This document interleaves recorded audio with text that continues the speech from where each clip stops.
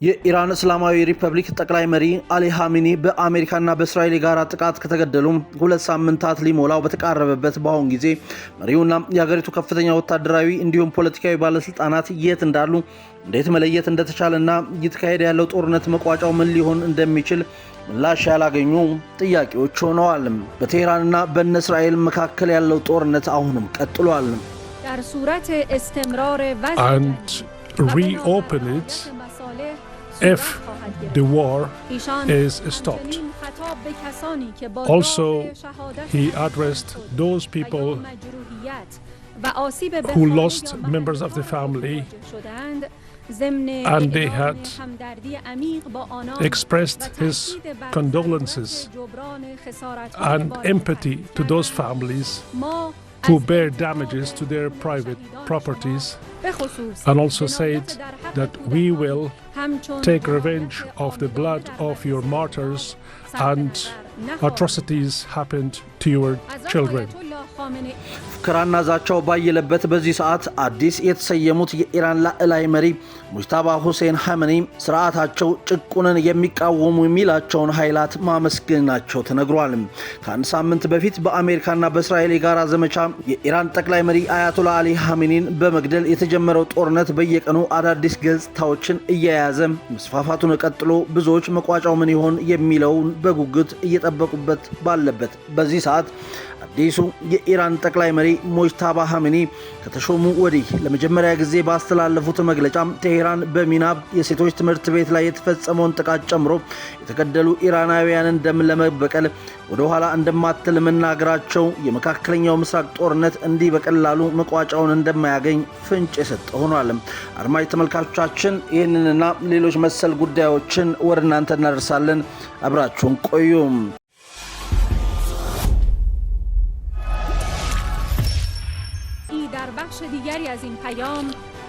In other parts of this message, Khamenei said that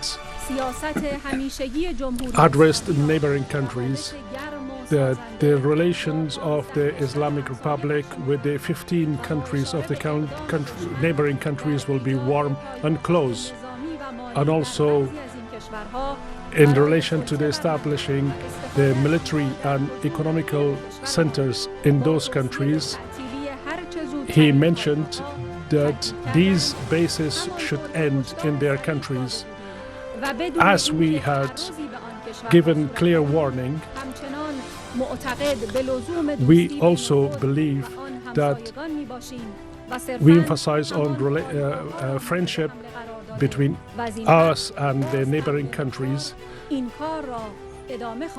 but we have to continue removing these bases from the neighboring countries. የኢራን አዲሱ ጠቅላይ መሪ ሙጅተባ ኻሜኒ ያስተላለፉት የመጀመሪያው መልእክት በኢራን መንግስት ቴሌቪዥን አቅራቢ ይፋ የሆነ ሲሆን ሙጅተባ ኻሜኒ በመልእክታቸው የሆርሙዝ ባህርን በመዝጋት አሁንም ኢራን ልትጠቀምበት ይገባልም ብለዋል።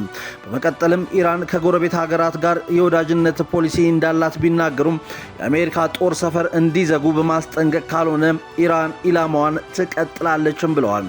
ጠቅላይ መሪው ኢራን ወሳኝ የመርከብ መተላለፊያ የሆነውን የሆርሙዝ ወሽመጥን በመዝጋት በባህረ ሰላጤው ላይ የሚደረጉ እንቅስቃሴዎች ላይ የምትፈጽማቸውን ጥቃቶች እንደምትቀጥልም አበክረው ተናግረዋል። ባለፈው ሳምንት በአባታቸው እግር የተተኩት ኻሜኒ ስልጣን ከያዙ ወዲህ ለመጀመሪያ ጊዜ በትላንትናው ዕለት በሰጡት መግለጫ እንዳሉት ከሆነ In the beginning, I would like to condolence our holy Imam for the martyrdom of our great leader Khamenei, and also ask support for the people of Iran and this war. The second part of my speech is that with the great nation of Iran, first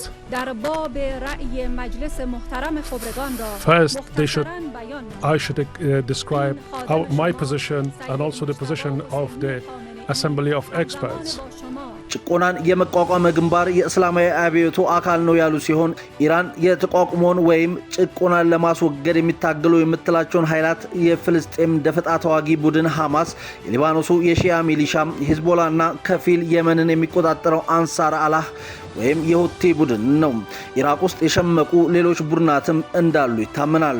እስራኤልና ዩናይትድ ስቴትስ በኢራን ላይ በከፈቱት ጦርነት በተለይ የሊባኖሱ ሂዝቦላ ቡድን ከኢራን ጋር በመተባበር ሰሜናዊ እስራኤልን በሚሳኤል መደብደቡን ቀጥሏል። ነገሩ ጭር ሲል አልወድምም ይመስላል ተብሎለታል። ሂዝቦላ ከ200 በላይ ሚሳኤሎችን ወደ እስራኤል ማስወንጨፉን ባስታወቀበት መግለጫው በጥቃቱ የተለያዩ የእስራኤል ተቋማት፣ ህንፃዎችና መኖሪያ ቤቶች በፈጸመው የሚሳኤል ጥቃት ተመቷልም ነው የተባለው።